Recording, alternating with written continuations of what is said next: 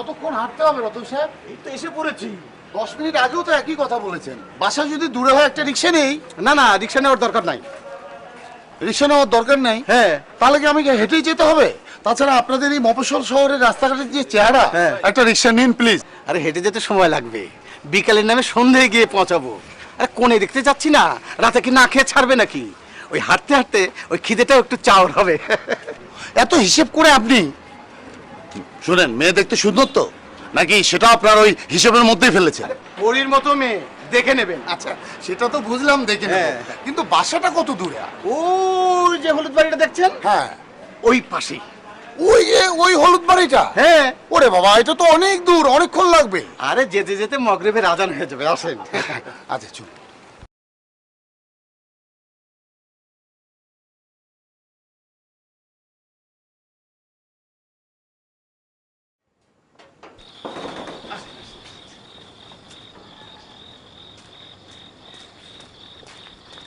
কি রতন সাহেব, আসতে এত দেরি হলো কেন? আমাদের এই ছোট্ট শহরটা দেখে আনতে একটু দেরি হয়ে গেল। ইনি হচ্ছেন মনির উদ্দিন, ছেলের বাবা। ও। আর ইনি হচ্ছেন আমিন সাহেব। সালাম আলাইকুম। হ্যাঁ ইসরাফিল, এদিকে আয়। এটি নিয়ে ঘরে রাখ। আসেন, আসেন, আসেন। আসেন। বসুন। আপনারা একটু কথাবার্তা বলেন, আমি ভেতরে যাই একটু খোঁজ নিই। আসতে রাস্তায় কোনো কষ্ট হয়নি তো? না, নিজের শহর ছেড়ে খুব একটা অন্য কোথাও তো যাওয়া হয় না। তবে ওই রতন মিয়া আপনার মেয়ের কথা অনেক বলেছে। আমার মেয়ে? আপনার একটু ভুল হয়েছে, ও আমার মেয়ে নয়। তাহলে? আমি পাশের বাসার রত্না, মানে মেয়ে। ও তো আমাকে ছোটবেলা থেকে চাচা বলে ডেকে আসছে। তাই? এই বাসার লোকজন সব ভিতরে। ও। আসসালামু আলাইকুম ভাবি। ওয়ালাইকুম সালাম। ভাবি, আমরা এসে গেছি। এই তো আমার হয়ে গেছে ভাই। শামিম কোথায়? ওকে তো একটু দোকানে পাঠিয়েছি, এক্ষুনি এসে যাবে। তাড়াহুড়ার কিছু নাই ভাবি, আপনি আস্তে আস্তে রান্না করেন। পরপক্ষ তো, রাতে না খাইয়ে দিলে। ভাবি, আমি নিজে হাতে নিয়ে যাই। আচ্ছা আচ্ছা, ঠিক আছে।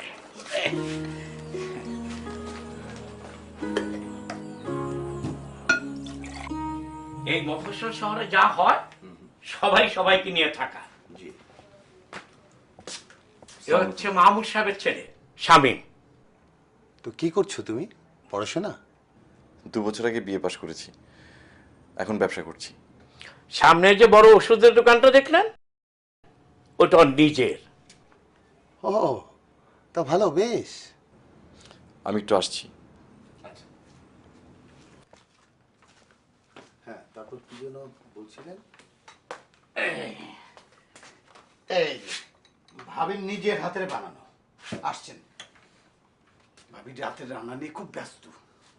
আবার রাতের খাবার কেন? হ্যাঁ, আমিও তাই বলি, এত করে বললাম শুনলেই না। না, শুরু করুন, শুরু করুন।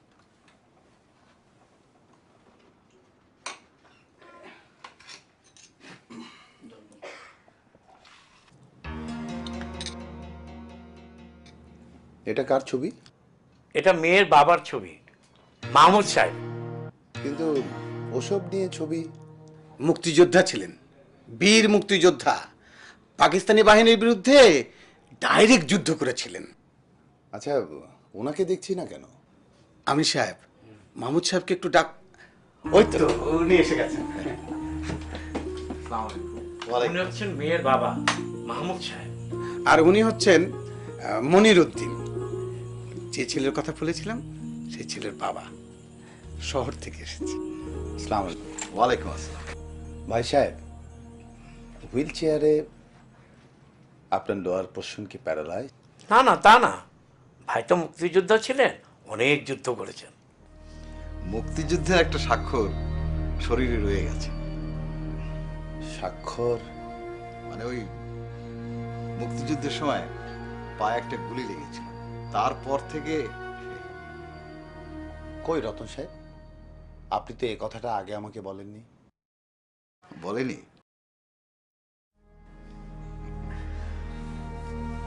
মুক্তিযুদ্ধের শেষের দিকে মানে নভেম্বর মাসে একটা বড় যুদ্ধ হয়েছিল। রাত 11টা থেকে শুরু হয়ে পরের দিন দুপুর পর্যন্ত চলেছিল এক টানা। পাকিস্তানিদের একটা বাংকার উড়িয়ে দেওয়ার জন্য আমি গ্রেনেড নিয়ে বেশ একটু আগে বেরিয়ে গিয়েছিলাম। তখন একটা গুলি এসে ঠিক এই যে এখানে লাগে। আমি পড়ে গিয়েছিলাম, কিন্তু পড়ার আগে আমি বাংকারে ঠিকই গ্রেনেড মেরেছিলাম।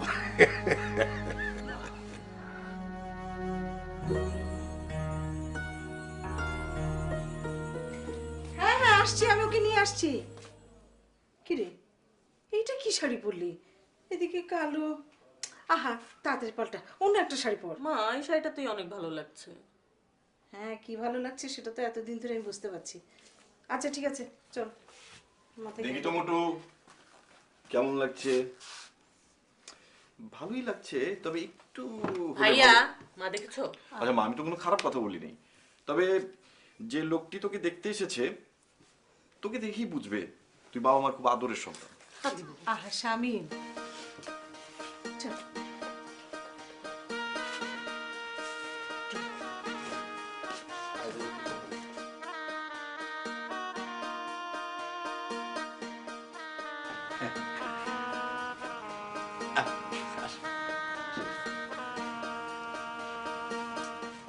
আসসালামু আলাইকুম। ওয়ালাইকুম আসসালাম। না ঠিক আছে ঠিক আছে মা, তুমি বসো।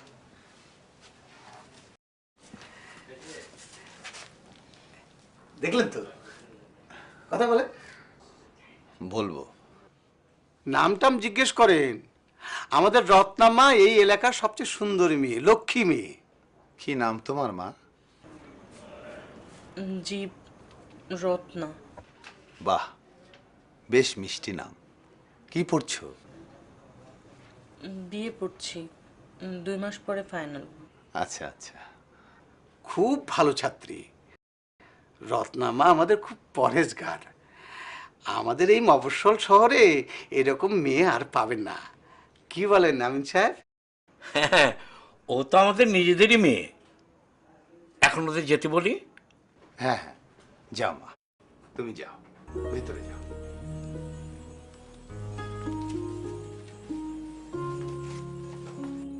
তাহলে বলেন কি বলবো? তারিখ টারিখ বলেন। আরে তারিখ টারিখ তো বলবো। মেয়ে আমার মাশাল্লাহ পছন্দ। আমি বাসায় ফিরে ওই আমার স্ত্রীর সাথে ডেটটা ঠিক করে ফাইনাল জানাবো। তবে আমার ইচ্ছে যে আগামী মাসেই বিয়েটা হোক। আলহামদুলিল্লাহ। বলেছিলাম না এরকম ভদ্রলোক বিয়াই পাবেন না মাহমুদ সাহেব। কই ভাবি সাহেব কই? খাবার দিতে বলেন, রাত হয়ে গেল তো।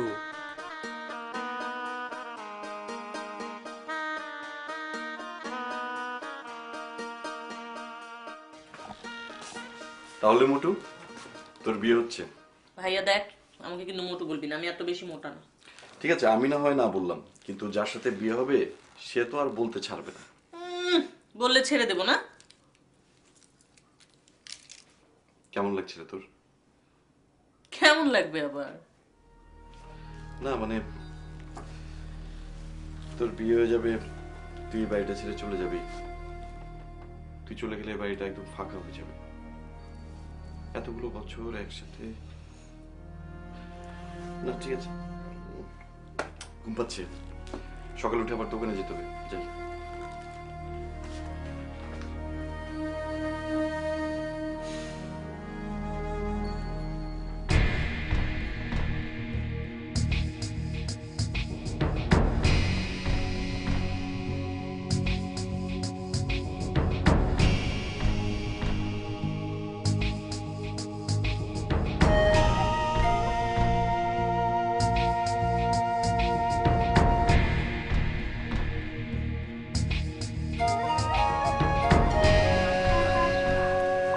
এই লক্ষ্মী ছেলে, ব্যবসা কেমন চলতেছে?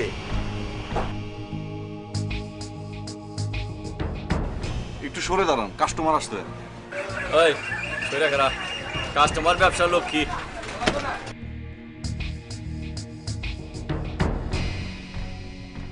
কে কাস্টমার বিদায় করবা না আমাকে খাড়া করে রাখবা? অনেক দিন ধরেই কিছু দিতেছো না। কোথা থেকে দিব? এখন তো আর ব্যবসা হয়নি। কে কইলো ব্যবসা হয় না? কালকেও দেখতাম বাড়িতে মেহমান, বইনরা তো দূরে পাঠায় লাভ কি? কাছেই রাখো না। রাত তো এসব পেঁচাল, টাকার কথা কম। আমিয়া সকালবেলা বন্দি করো, আরে বন্দি করো, মাল ছাড়াও। আরে সারো সারো, পকেটে কিছু নাই, টাকা লাগবো। এখন দেওয়া যাবে না, টাকা পয়সা নেই।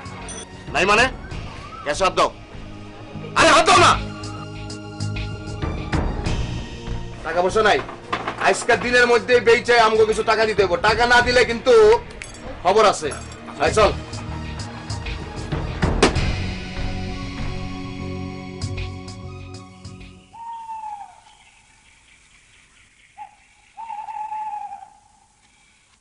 কতক্ষণ বয়ে থাকবো? আমার আবার আরমানের কাছে যাওয়া লাগবে, বুঝছো? আরমানের কাছে কিছু টাকা পাই, আর আরমানের কাছে শালি এইটাছে। হ্যাঁ। আরে শালি না, তগো ভাবি। লজিক ওঠ। ওই চারাক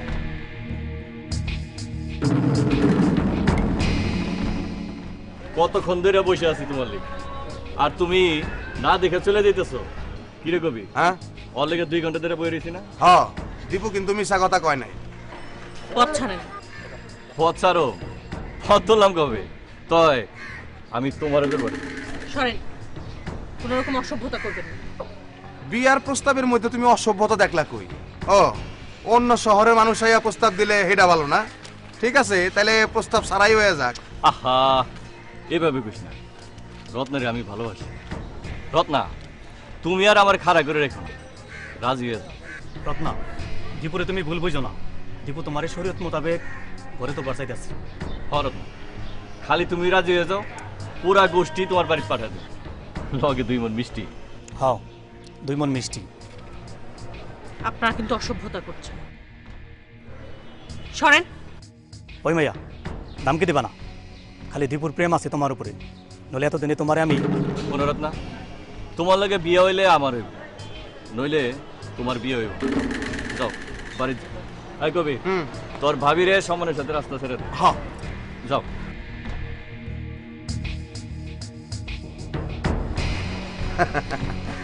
তুই পাবি, চল। চল।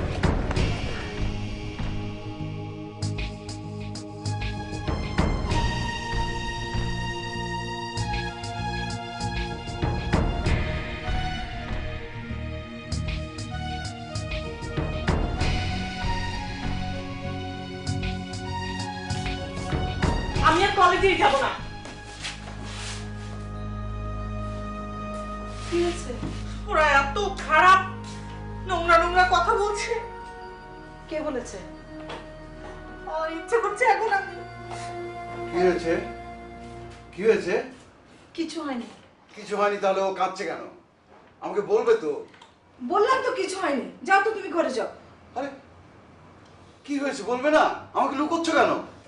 বললে তুমি কি করবে? কি করতে পারবে তুমি? ওই বকেটের ছেলেগুলো প্রতিদিন আমার মেয়েটাকে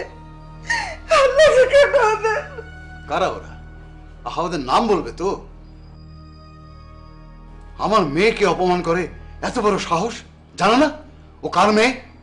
বাবা তুমি ভেতরে যাও, আমার কিচ্ছু হয়নি, তুমি যাও তো। যাও বলে তো চলবে না, এইসব হারামি বাচ্চাদের ছেড়ে দেয়া যাবে না। বাবা প্লিজ তুমি ভেতরে যাও, অযথা মাথা গরম করো না, যাও। মাথা গরম করবো না, মাথা গরম করবো না, মাথা গরম করবো না। কই, কার এত বড় সাহস? শামীম, শামীম!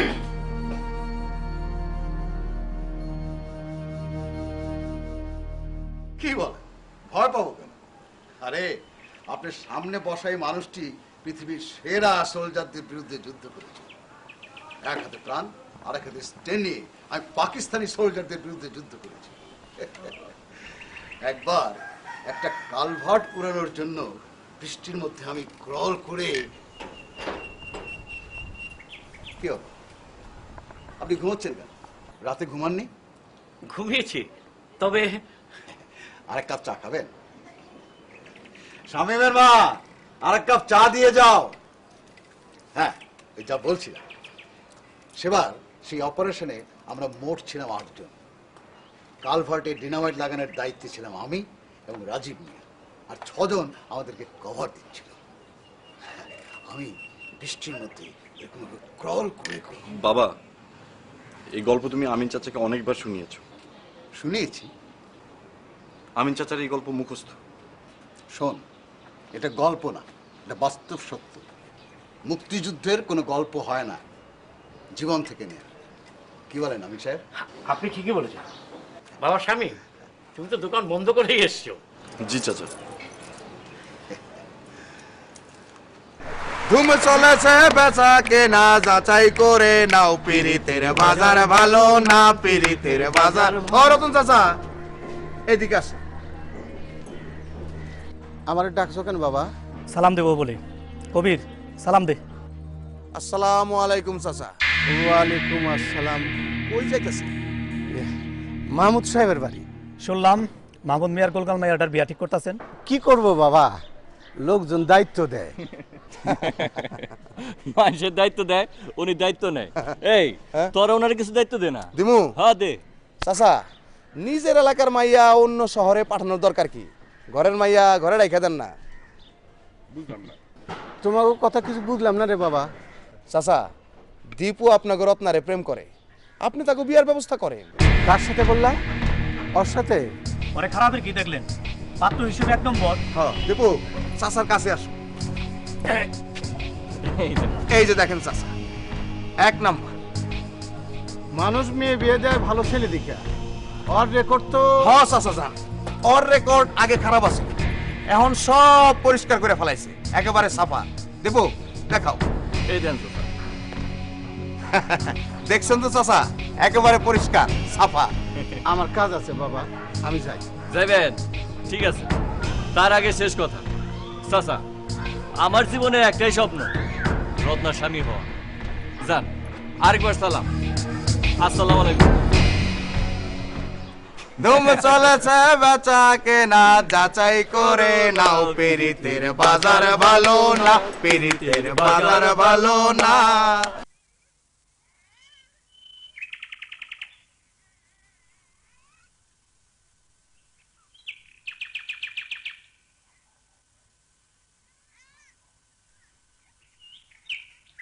ওয়ালাইকুম আসসালাম। সকালবেলা চা খেয়েছেন না ভাবিকে দিতে বলবো চা? আসেন আসেন আসেন, বসেন। আপনার গলা যখন শুনেছে চা চলে আসবে। তা বলেন, ওদের খবর কি? খবর তো খুব ভালো। কাল ওদের সাথে যোগাযোগ হয়েছে। আচ্ছা, আপনার মেয়েকে ওরা খুব পছন্দ করেছে, খুব তাড়াতাড়ি বিয়েটা সেরে ফেলতে চায়। বাহ। কিন্তু আবার কিন্তু কি? একটু কাছে এসে বলি, একটা কিন্তুর জন্ম হয়ে গেছে। কিন্তু আহা, ঘুরিয়ে পেঁচিয়ে না বলে একটু সরাসরি বলুন না। ওই কবিরদের দল বড় ডিস্টার্ব করছে, ওই পাত্রপক্ষকে শাসিয়েছে। অনুমতি যেন ওই রত্নামার সাথে বিয়ে ঠিক না হয়। ওই টাউকা দীপুর সাথে নাকি আমাদের রত্নামার বিয়ে ঠিক হয়ে আছে। কি বলছেন? আমার মেয়ের বিয়ে ঠিক হয়েছে আর আমি জানবো না? আহা, এটা যে বানানোর কথা সেটা আপনিও জানেন, আমিও জানি, কিন্তু ভিনসরের মানুষ তো এসব বুঝবে না। কবিরের দল নাকি যে শাসিয়েছে, এই বিয়ে নাকি কোনো মতেই হতে দেবে না। এটা কি মগের মুলুক? ওরা যা চাইবে তাই হবে? ওরা তো তাই ভাবছে, ওরা দেশটাকে মগের মুলুক বানিয়ে ছাড়ছে।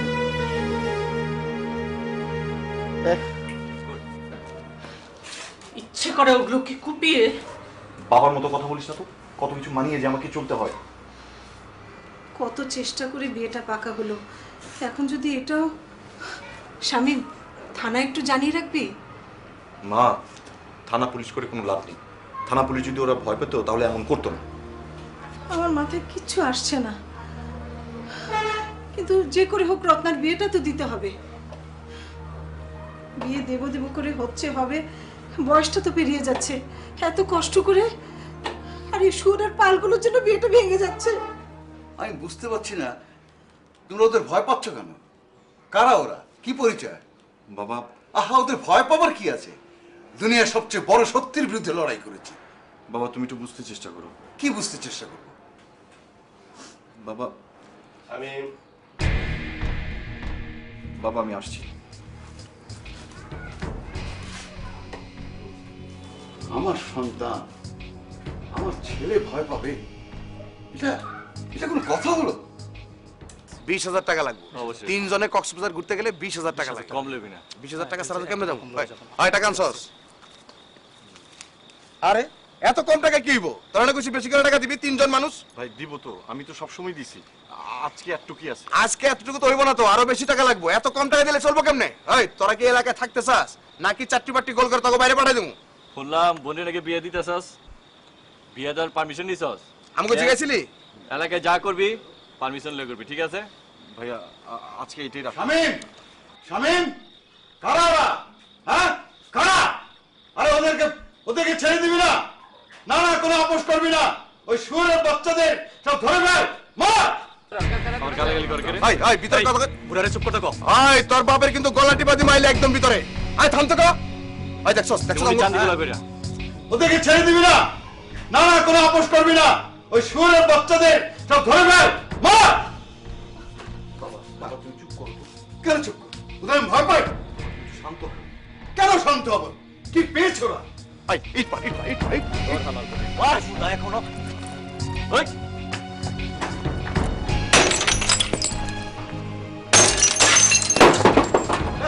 এই, এই, ওই কি করছিস? এই, এই, ধর, ধর ওকে, ধর। আমার বাড়িতে ধর, ধর, ধর। আমার বাড়ির সামনে। আবার গাড়ি ও দেখ মার। আয় আয় আয়। সময় এখন অনেক বদলে গেছে বাবা। তুমি তো চাইলে এখন সবকিছু করতে পারো না। পারি না মানে? ইচ্ছে করলেই পারা যায়। জান বাজি রেখে যুদ্ধ করেছি, দেশকে স্বাধীন করেছি। আর এসব তেলাপোকাকে ভয় পাবো? তুমি ঠিকই বলেছো বাবা, ওরা হচ্ছে তেলাপোকা। এরা যেভাবে জ্বালিয়ে যাচ্ছে। জ্বালিয়ে যাচ্ছে। কেউ কিছু বলছি না বলে কত বড় শক্তি হাতে পায়ে ধরে বিদায় নিল। আর এরা ফুয়ের আগে উড়ে যাবে। এদের সাথে কোনো লেনদেনে যাবি না বলে দিচ্ছি। আমি তোকে বারণ করে দিলাম। তুমি জানো না বাবা, জানো না ওরা কি রকম। ওদের সাথে লাগতে গেলে তো কি হবে? কি হবে লাগলে? জান নিয়ে পালিয়ে কুল পাবে না। আরে পৃথিবীর 1 নম্বর সেনাবাহিনীকে প্রাণ নিয়ে পালাতে হয়েছে আমাদের হাত থেকে বাঁচার জন্য। আর এরা তো হাতে পিষে মারার মতো তেলাপোকা। বাবা তুমি ওদের কিছু বলতে যেও না, কত যে ব্যালেন্স করে চলতে হচ্ছে। এদের সঙ্গে তুই ব্যালেন্স করে চলছিস? কথাটা বলতে তো লজ্জা হলো না? তুই না আমার ছেলে, যাকে সবাই বীর মুক্তিযোদ্ধা জানে? বাবা সব পাল্টে গেছে। কি পাল্টেছে? দেশের নাম পাল্টেছে? পতাকা বদলেছে? হ্যাঁ, যে দেশের জন্য 30 লাখ মানুষ প্রাণ দিয়েছে, সেই দেশে ওরকম কিছু নরকীয় কীট রাজত্ব করবে আর তাদেরকে ভয় পেয়ে চলবে সাধারণ মানুষ? কি হয় কখনো? হয় না বাবা, কিন্তু হচ্ছে। হচ্ছে মানে? হচ্ছে মানে হচ্ছে বাবা। তুমি তো থাকো 4 দেয়ালের ভেতরে, বাইরে কি হচ্ছে তুমি তো জানো না। জানি না মানে? জানি না বললেই মানতে হবে? তুই তুই আমার ছেলে বললেই মানতে হবে যে মুক্তিযোদ্ধাদের দেশে ওই ছারপোকারা রাজত্ব করবে? তাই তো করছে, তুমি তো জানো না বাবা। তুমি তো জানো না বাবা। হ্যাঁ, বললেই হলো।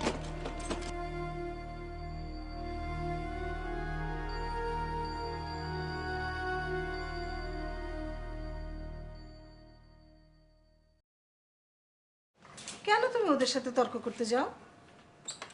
তাহলে কি ওদের কথা মেনে নেব আমি? তোমার ছেলে মেয়েরা যা হয়েছে আমাকে বোঝাতে চায়, আমাকে। জান বাজি রেখে যুদ্ধ করা লোক আমি। কে অস্বীকার করছে? কিন্তু এখন সব কিছুই বদলে গেছে। কি বদলে গেছে? দেশের মানুষ বদলে গেছে? দেশের মানুষ আমাদের ভুলে গেছে? না, সেদিন এই দেশের মানুষ আমাদের সম্মান দিয়েছে, ভালোবাসা দিয়েছে, সমর্থন দিয়েছে। তা না হলে কি মুক্তিযুদ্ধ করা সম্ভব হতো? তোমরা হুজুগে মেতেছিলে বাবা। কি বললি? কি বললি তুই? মুক্তিযুদ্ধ হুজুগ ছিল? অতি অল্পতে স্বাধীনতা পেয়েছিলে। শামীম, এই কথাটা বলার আগে একবার মনে করে নিস এই স্বাধীনতার জন্য 30 লাখ লোক প্রাণ দিয়েছে। দিয়েছি, কেউ তো তা অস্বীকার করছে না বাবা। মুক্তিযুদ্ধ আর স্বাধীনতার নামে তোমরা ইমোশনালি ঝাঁপিয়ে পড়েছিলে, অকাতরে প্রাণ বিলিয়েছ, কিন্তু এর জন্য কি কি করা দরকার সেটা তোমরা জানোনি, করোনি। মুক্তিযুদ্ধ তো দেখিসনি, তাই তুই এই কথা বলতে পারিস। দেখার দরকার পড়ে না বাবা, সবকিছু নিজের চোখে দেখতে হবে এমন কোনো কথা নেই। তোমরা আসলে তোমাদের পুরো দায়িত্বটা পালন করতে পারোনি, আর সেজন্যই আজ এই অবস্থা। তোমরা আছো সেই সময়, সেই 9 মাস কি করেছো তা নিয়ে, কিন্তু এরপরেও যে তোমাদের দায়িত্ব ছিল সেটা তোমরা কেউ করোনি। এরপর কেউ কেউ যেটা করেছে সেটা হলো এর বিনিময়ে মূল্য নেয়া। চুপ চুপ, মুক্তিযোদ্ধাদের ছোট করে একটি কথা বলবি না। স্বাধীনতা আর মানুষের মুক্তি ছাড়া তখন আমাদের মাথায় কিছুই ছিল না। স্বাধীনতা এনেছো ঠিক, কিন্তু মানুষের মুক্তি দিতে পেরেছো? তোমরা তোমাদের দায়িত্ব শেষ করেছো 9 মাসে। এরপর এরপর কি করেছো বাবা? এই দেশের জন্য কি করেছো তোমরা? বলো কি করেছো? কি করেছি? কি করেছি?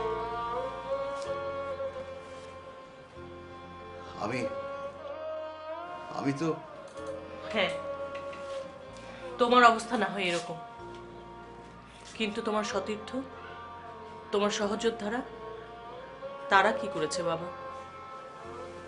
তাদের দায়িত্ব যদি তারা ঠিকঠাক মতো করতো, আজকে তো আমাদের এই অবস্থাটা হতো না। বাবা, আমি তোমার ছেলে, বীর মুক্তিযোদ্ধা মাহমুদ আলীর ছেলে, কিন্তু আমাকে আপোষ করে চলতে হবে। আপোষ করে না চললে আমি টিকে থাকতে পারবো না। শুধুমাত্র বেঁচে থাকার জন্য আমাকে ওদের সাথে আপোষ করে চলতে হচ্ছে। শুধুমাত্র বেঁচে থাকার জন্য আপোষ করে কাপুরুষেরা। স্বাধীনতার যুদ্ধে তো প্রাণের আশা ছেড়ে দিয়েছিলাম। না, কাপুরুষের মতো এখন বেঁচে থাকার ইচ্ছে আমার নেই। বাবা, এই ঘরে থেকে তুমি বাইরের অবস্থাটা বুঝতে পারছো। অবস্থাটা এখনো তোমাদের ফেভারে নেই। অবস্থা কখনো ফেভারে থাকে না, ফেভারে আনতে হয়। আনবো আমি। কত বড় বড় যুদ্ধ করেছি। হ্যাঁ করেছো বাবা, কিন্তু এখন অবস্থা অন্যরকম। এখন তো তুমি এখন আমি কি? আমার কি সাহস নেই আমার? ওই সিটকে গুন্ডাদের ভয়ে আমাকে গর্তে লুকাতে হবে? এখন আমি দাঁড়ালে বাবা, বাবা থাক না, যেভাবে চলছে চলুক, আমি ওদের সঙ্গে ম্যানেজ করে নেব।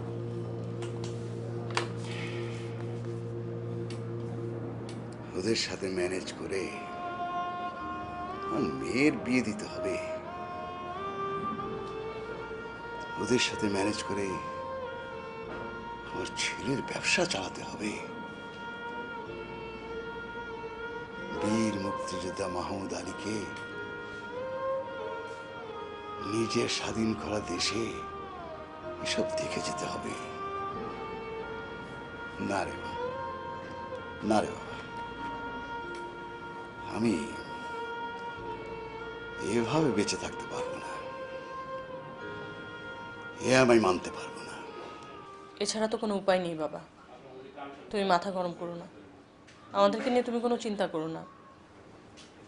আমরা যেমন চলছিলাম তেমনই চলবো। শুনতেও লজ্জা হচ্ছে, আমার সন্তান বলছে এ কথা। এখন আর কিছু করার নেই বাবা, এখনকার বাস্তবতা এটাই। তোদের কাছে হতে পারে, আমার কাছে নয়। এটা 71 নয়, এখন তুমি কিছুই করতে পারবে না। এখন তুমি, আমি পঙ্গু, হ্যাঁ আমি পঙ্গু, আমি দাঁড়াতে পারি না। কিন্তু আমার বন্ধুরা, আমার সহযোদ্ধারা, ওরা সবাই তো আর পঙ্গু না। আমি ওদের ডাকবো, ওরা আমার সাথী হবে। বাবা তুমি ছেলে মানুষের মতো কথা বলছো। এখন আর কেউ কারো ডাকে আসবে না। সারাক্ষণ ঘরে থেকে থেকে তুমি ওই ইমোশনেই পড়ে আছো। 71-এর ওই ইমোশনটা যে কি রে মা, তোকে আমি বোঝাতে পারবো না। 71-এর সব গল্প তুমি এত বেশিবার করেছো যে এখন আর ওসব শুনতে একদম ভালো লাগে না। একটা গল্প এখনো তোদের বলা হয়নি। মুক্তিযুদ্ধে আমরা 106 জন ছিলাম একটা গ্রুপে, একসাথে যুদ্ধ করা, একসাথে থাকা, দিনে 2 দিনে 3-4 ঘন্টা ঘুমানো। এর মধ্যে কখন যে বিনের সাথে গেঁথে গেছি বলতে পারবো না। যুদ্ধ শেষ হবার 2-3 দিন পর আমরা যখন একে অপরের কাছ থেকে বিদায় নিচ্ছিলাম, তখন আমরা ভেবে দেখলাম যে আমাদের হয়তো আর দেখা নাও হতে পারে, কিন্তু প্রতিজ্ঞা করেছিলাম কারো যদি কখনো প্রয়োজন পড়ে আর ডাক দেয়, আমরা সবাই আবার এক হয়ে যাব। সেদিন 106খানা হাতের উপর হাত রেখে আমরা এই প্রতিজ্ঞা করেছিলাম। বাবা, ওসব কথা কি এখন আর কারো মনে আছে? এসব কথা ভুলে যাওয়ার না। আমি নিশ্চিত আমার ডাক পেলে ওরা সবাই আসবে।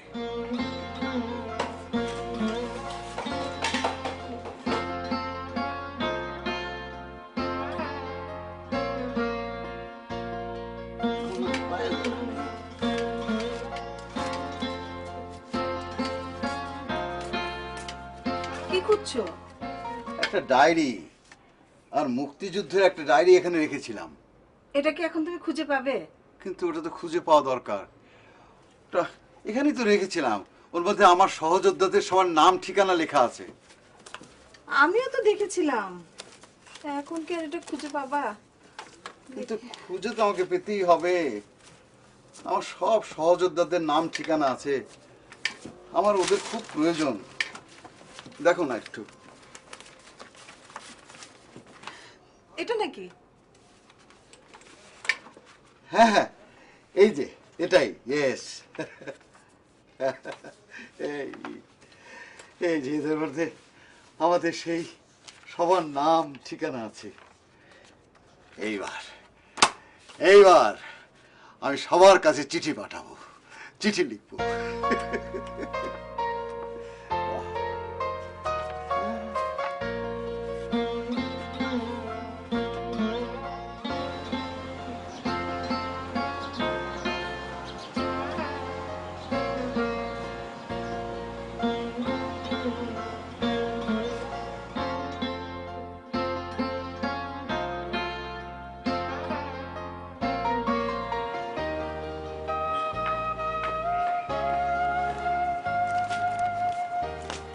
কটা লেখা হলো বাবা? এটা নিয়ে 26টা। রংপুরের শাহাদাতকে লিখলাম, ভীষণ সাহসী মুক্তিযোদ্ধা ছিল। হ্যাঁ, ওর হাতের নিশানা খুব ভালো ছিল, কখনো মিস করতো না। একবার মুক্তিযুদ্ধের সময় এক যুদ্ধে ওর হাতে মাত্র 3টি গুলি ছিল, সেই 3টি গুলি দিয়ে 2টো পাকিস্তানি সেনাকে সে একেবারে। বাবা, তুমি না এখনো ছেলে মানুষ আছো, এই যে এত চিঠি লিখছো, কোনো কাজ হবে? মারে, তুই জানিস না আমাদের সম্পর্ক। যা, তোর মাকে 1 কাপ চা দিতে বল।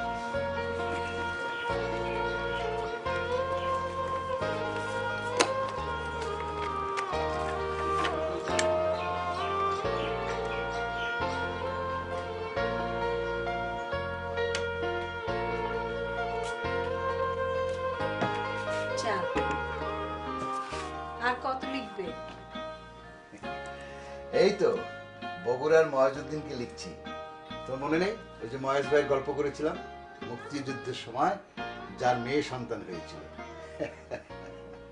আমরা মুক্তিযুদ্ধ থেকে ফিরে শুনলাম মহেশ ভাই বাবা হয়েছে, সবাই নিয়ে গেলাম, যে এই নবজাতক মেয়ের নাম রাখলাম মুক্তি। বাবা, তোমার চিঠি লেখা শেষ হয়েছে? এই তো আর 3-4টা হলেই শেষ হয়ে যাবে। শোন স্বামী, তুই তো নিজ হাতে সবগুলো পোস্ট করবি, তাহলে ওরা তাড়াতাড়ি পেয়ে যাবে এবং সবাই চলে আসবে। আমি লিখে দিয়েছি আগামী মঙ্গলবার ঠিক 7 দিন পর আমার এখানে চলে আসতে। আমার ভীষণ বিপদ। বাবা তুমি এত সহজ সরল, খালি খালি কষ্ট করছো, দেখো কেউ আসবে না। তুই তো ৭১ দেখিস নি রে বাবা, দেখলে এসব বলতে পারতি না। আমাদেরকে যে কোন বিনি সুতোয় গেঁথে গেছে ৭১, সেটা তুই জানিস না। দেখবি ওরা সবাই আসবে। হ্যাঁ আচ্ছা, আমরা তো ১০৬ জন, তো অনেকগুলি চেয়ার লাগবে। তুই কিন্তু একটা ডেকোরেটরকে বলে রাখিস। হ্যাঁ,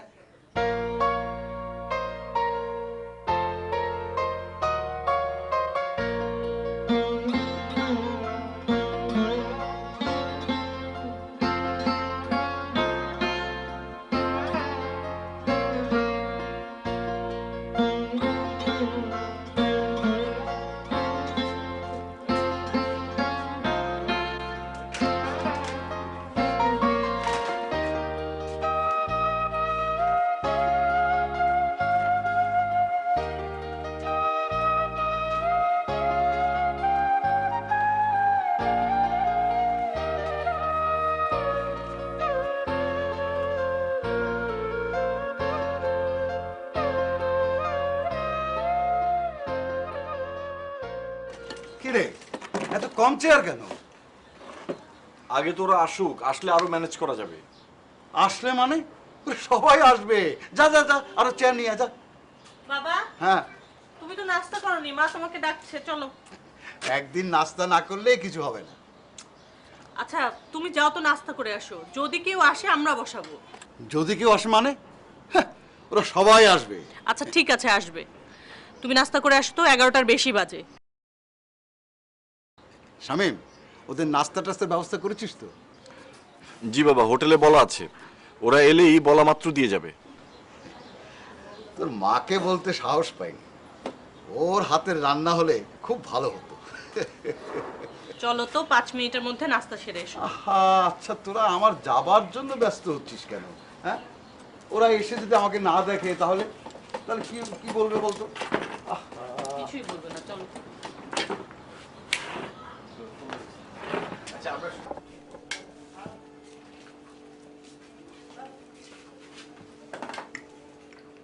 এত তাড়াহুড়ো করছো কেন? আস্তে আস্তে খাও। আজ আমি খুব খুশি, খেতে পারছি না শামীমের মা। আজ তুমি একটা রঙিন শাড়ি পরতে। রঙিন কেন? না, ওরা আসবে, তোমাকে প্রথম দেখবে তো। এই বয়সে আমি রঙিন শাড়ি পরবো? তোমার যে কি কথা না। ও মা, তোমার আর এমন কি বয়স হয়েছে? তোমার কোনো লাল শাড়ি নেই? আচ্ছা তোমার কি হয়েছে বলো তো? কতদিন পর ওদের সঙ্গে দেখা হবে, খুব ভালো লাগছে।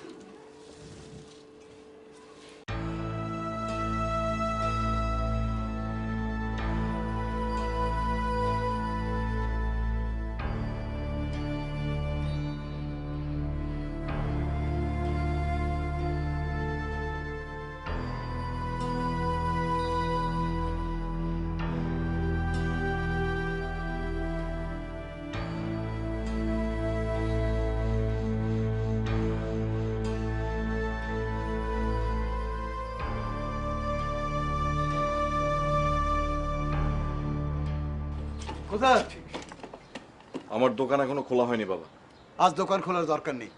আশ্চর্য, ওরা আসবে কি আসবে তার কোনো ঠিক নেই, তাই বলে আমি দোকান বন্ধ রাখবো? আরে তোদের কতবার বলবো, ওরা আসবে, সবাই আসবে। বাবা, কোন ভরসায় যে তুমি এই কথা বলছো আমি বুঝতে পারছি না। তোরা তো দেখিসনি আমাদের সেই দিনগুলি, তাই এসব কথা বলতে পারছিস।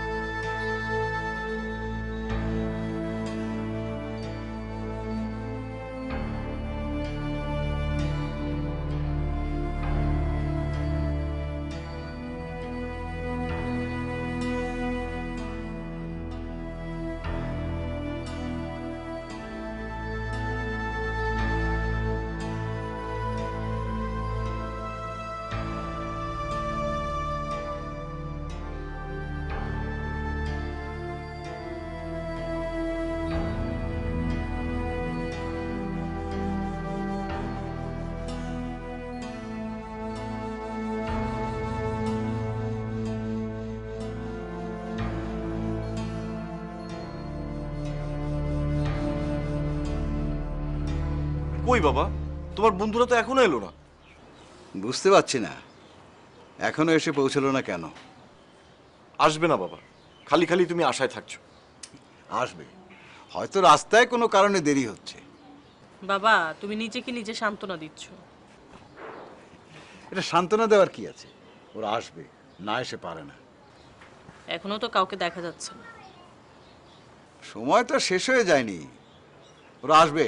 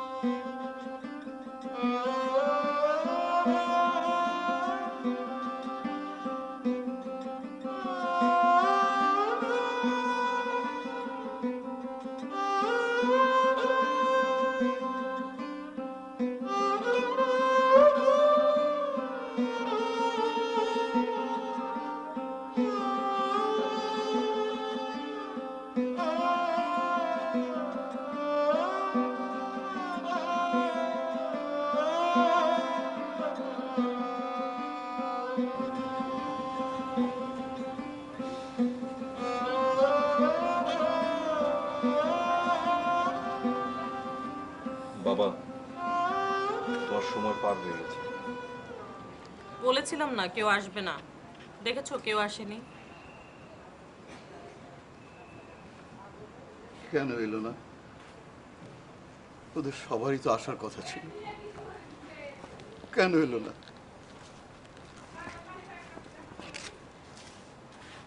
বাবা, তুমি দুঃখ পেও না। কষ্ট পাওয়ার কিছু নেই বাবা, এখন এটাই স্বাভাবিক। বাবা তুমি কাঁদবে না, এটা কোনো ব্যাপার না। আর তোমার চাওয়াই তো কোনো অন্যায় ছিল না। তুমি কেন কষ্ট পাচ্ছ বাবা? আমি কষ্ট পাচ্ছি, আমি লজ্জা পাচ্ছি। লজ্জা পাচ্ছি এই ভেবে যে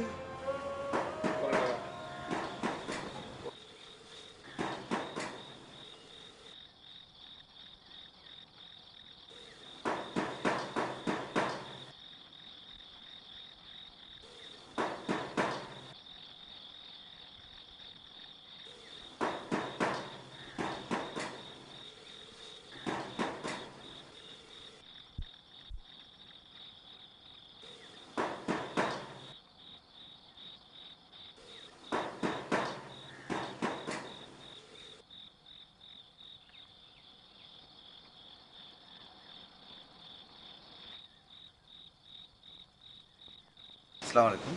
ওয়ালাইকুম আসসালাম। এটা কি মুক্তিযোদ্ধা মাহমুদ আলী সাহেবের বাসা? হ্যাঁ, আমি মাহমুদ। আপনি কে? জি, আমি অর্ক। অর্ক? আপনি কাকে চান? আমি আপনার কাছে এসেছি। আমার কাছে এসেছেন কেন? জি, আপনি চিঠি লিখেছিলেন আসতে। আমি আমি আপনাকে চিঠি লিখেছিলাম?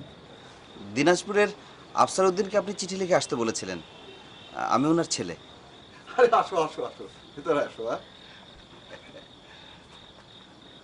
আফসারউদ্দিন আমার সহযোদ্ধা।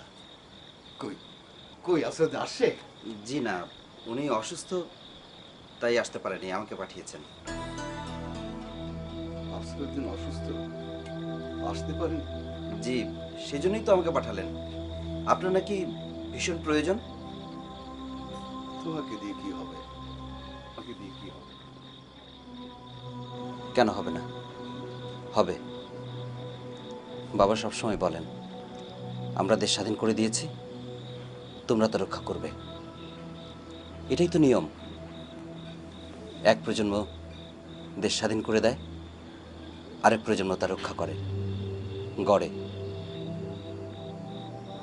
আপনার জন্য আমার বাবার যা করার কথা সেটা আমি করব।